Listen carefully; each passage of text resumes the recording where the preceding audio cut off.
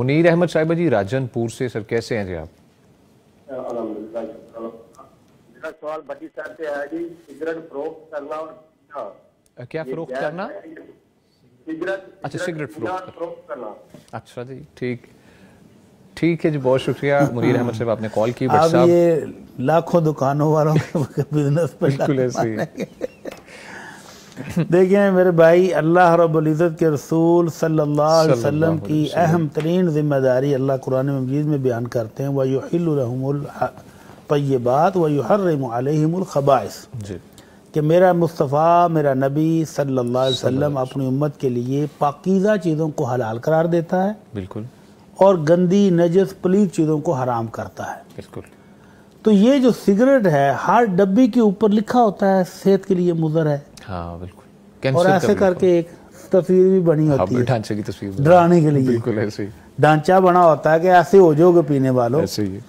تو اس لیے جو چیز آپ کی صحت کو نقصان پہنچائے، آپ کے دین کو نقصان پہنچائے، آپ کی عقل کو نقصان پہنچائے، آپ کو مالی نقصان پہنچائے، شریعت نے وہ حرام رکھی ہیں. ٹھیک ہے. تو یہ سگریٹ تو سکہ بند چیز ہے کہ یہ نقصان دہ ہے، بالکل، ہارٹ کو نقصان پہنچاتی ہے، پھیپھڑے تباہ کرتی ہے، جگر کو تباہ کرتی ہے، معدے کا ستیاناش کرتی ہے، اوورآل صحت انسان کی ختم کر دیتی ہے. تو اس لیے اس کو پینا تو بالکل جائز نہیں ہے. تو جو پینی جائز نہیں ہے اس کو بیچنا بھی جائز نہیں. بیچنا بھی جائز ہے. تو مفتی صاحب وہ دکانیں خالی کر لیں، کئی کہتے ہیں ہماری چلتی اس وجہ سے. یہ ایک غلط فہمی ہے شیطان نے جو ڈالی ہوئی ہے دماغ میں. اگر لاکھوں دکانوں پر سگریٹ بک رہی ہے تو لاکھوں نہیں، اس سے ڈبل دکانیں ہوں گی جہاں سگریٹ نہیں بک رہی، وہ بھی تو چلتی ہیں، ایسے ہی چل رہی ہے نا وہ بھی. بالکل ٹھیک ہے. تو یہ ان کو شیطان وسوسہ ڈالتا ہے کہ اگر تم نے سگریٹ اٹھایا تو تمہاری دکان بند ہو جائے. اللہ اکبر. تو یہ وہم ہے. ٹھیک ہے. اللہ تعالیٰ سے حلال روزی مانگیں گے تو اللہ حلال میں برکت دے گا. ہاں یہ بہت اچھا آپ نے فیکٹر بیان کیا، اس کی تلاش میں نکلنا یا اس کی توفیق. حلال تھوڑا بھی ہو اس میں برکت ہوتی ہے، اللہ کی رحمت آتی ہے. حرام زیادہ بھی ہو بے برکت ہوتا ہے. ایسے ہی بالکل ایسے کہ کوالٹی اور کوانٹٹی اللہ تعالیٰ میں عمل کی توفیق عطا فرمائے. جی جی وہ یہ کہ ایک تو یہ ہے نا کہ خود کو یہ نقصان ہے جو شیخ صاحب نے بیان فرمایا. اب دوسرا پہلو کیا ہے کہ جو بھی سگریٹ نہیں پیتا اس کی سمیل سے کتنی اذیت اسے آتی ہے.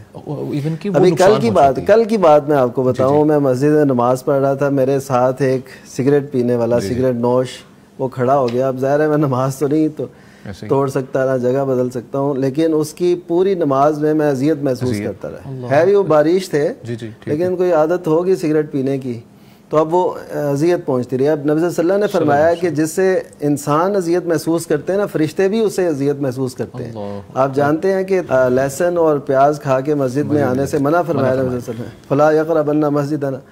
تو اس کا مطلب یہ ہے کہ اذیت ہوتی ہے. تو ایک تو یہ وجہ ہوگی. تیسری وجہ یہ ہے کہ تبذیر ہے. تبذیر اس فضول خرچی کو کہتے ہیں جو ناجائز کام میں کی جائے. ایک اسراف ہوتا ہے نا، جائز کام میں آپ حد سے بڑھ جائیں وہ اسراف ہے. تبذیر اور ان کو شیطانوں کے بھائی قرار دیا گیا ہے. تو یہ ساری چیزیں مل کے دیکھیں بات کہاں جاتی ہے. تو اس کو بچنا چاہیے. صحیح فرمایا، کیونکہ یہ جو اسموکنگ ہے ریسرچ بھی آئی ہے کہ ارد گرد کے لوگوں کو زیادہ متاثر کرتی ہے. وہ تو اندر لے کے جاتے ہیں، اس کو باہر پھینک دیتے ہیں. پیتے نا ان کے لیے تو یہ بڑا سانس لینا مشکل ہو جاتا ہے، ایون کہ وہ بعد میں تکلیف رہتی ہے. اللہ تعالیٰ سے دعا ہے کہ اللہ تعالیٰ ہمیں سمجھ کی توفیق عطا فرمائے.